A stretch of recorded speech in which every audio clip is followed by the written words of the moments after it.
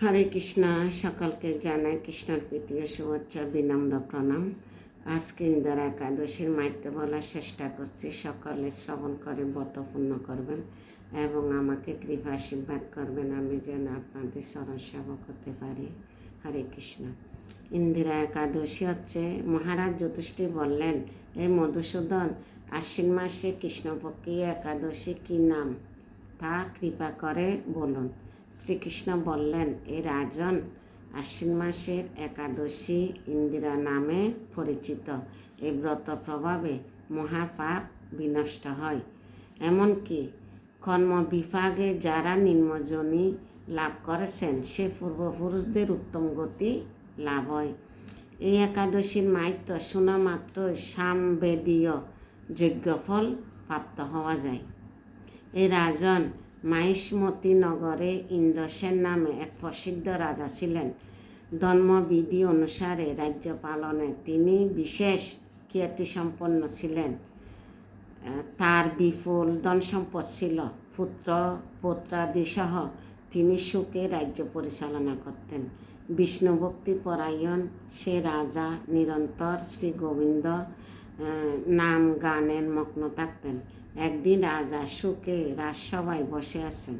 এমন সময় দেবর্ষি নারদ স্বর্গ থেকে সেখানে এলেন। তাকে দর্শন করে রাজা হাত জোড় করে উঠে দাঁড়ালো। দণ্ডবত প্রণাম করে মুনিকে আসন, পাদ্য, অর্ঘ্য আদি ষোড়শোপচারের পূজা নিবেদন করলেন। তারপর বললেন, এই মুনিবর, আপনার দর্শন মাত্র আমার যাবতীয় যজ্ঞফল লাভ হয়েছে। এখন আপনার আগমনের কারণ জানিয়ে আমাকে কৃতার্থ করুন। দেবর্ষি নারদ বললেন, এই মহারাজ, অতি বিস্ময়কর এক কথা শ্রবণ করুন। আমি এক সময় যমলোকে গিয়েছিলাম। সেখানে যমরাজের সভায় বহু পুণ্যকারী আপনার পিতাকে দেখলাম। ব্রতভঙ্গ পাপের তাকে সেখান যেতে হয়েছে। এ রাজন, আপনার পিতা যে সংবাদ প্রেরণ করেছেন আমি এখন তা আপনাকে বলছি। তিনি বললেন, এ ঋষিবর, মাহিষ্মতির ইন্দ্রসেন রাজা আমার পুত্র।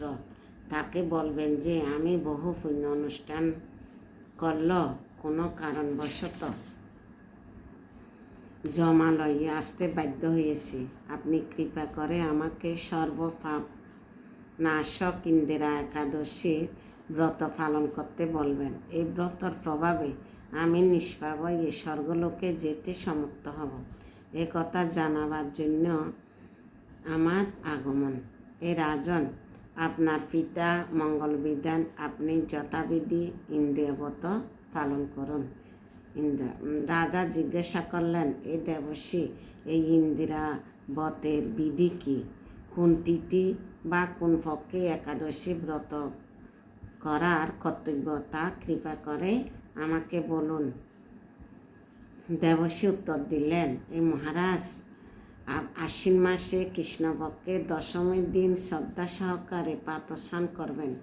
মধ্যাহ ভক্তি ভাবাপন্ন হয়ে পুনরায় স্নান করবেন এবং রাত্রিকালে ভূমিতে শয়ন করবেন। পরদিন একাদশীতে প্রাতঃ কৃত্যাদি সমাপন করে নিরাহারে থাকবেন।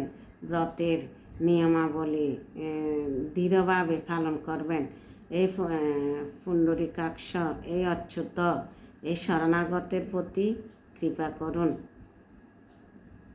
এভাবে শ্রদ্ধা সহকারে শালিগ্রাম পূজা করে পিতার উদ্দেশ্যে ব্রতের ফল অর্পণ করবেন। দ্বাদশীর দিন সকালে ভক্তিভরে শ্রী গোবিন্দর পূজা করে ব্রাহ্মণ ভোজন করাইয়ে অবশেষে নিজে মহাপ্রসাদ গ্রহণ করবেন। এই রাজন, বিধি অনুসারে শ্রীহরি এবং ভক্তদের অর্চন করলে আপনার পিতৃবর্গ মুক্তি লাভ করে শীঘ্রই বৈকুণ্ঠে গমন করবেন। রাজাকে উপদেশ দিয়ে দেবর্ষি নারদ প্রস্থান করলেন। রাজা ইন্দ্রসেন মুনিবরের উপদেশ অনুসারে পুত্র পরিজন সহ ভক্তি সহকারে এই ইন্দিরা ব্রতের অনুষ্ঠান করলেন। যখন দেবলোক থেকে পুষ্পবৃষ্টি হতে লাগলো এবং তার পিতা বিষ্ণুলোকে গমন করলেন, তারপর রাজা ইন্দ্রসেন নিজ পুত্রকে রাজ্যভার অর্পণ করে নিজ বিষ্ণুলোকে ফিরে গেলেন। এই ইন্দিরা একাদশীর মাহাত্ম্য পাঠে ও শ্রবণে মানুষ সকল পাপ মুক্ত হয়ে বিষ্ণু লোকে প্রাপ্ত হয়। হরে কৃষ্ণ। এই ইন্দিরা একাদশীর মাহাত্ম্য শ্রবণ করে ব্রতপূর্ণ করবেন এবং ব্রাহ্মণ ভোজন করাতে বলছে। তো বিধি নিয়ম তো অনেক কিছু দিয়েছে, সাধ্যমতো সাধন করবেন। হরে কৃষ্ণ। সকলকে প্রণাম। ভুল ত্রুটি নিজে গুণে ক্ষমা করবেন এবং একাদশী থেকে মাহাত্ম্য শ্রবণ করবেন, শ্রবণ করে ব্রতপূর্ণ করবেন। হরে কৃষ্ণ। সবাইকে প্রণাম।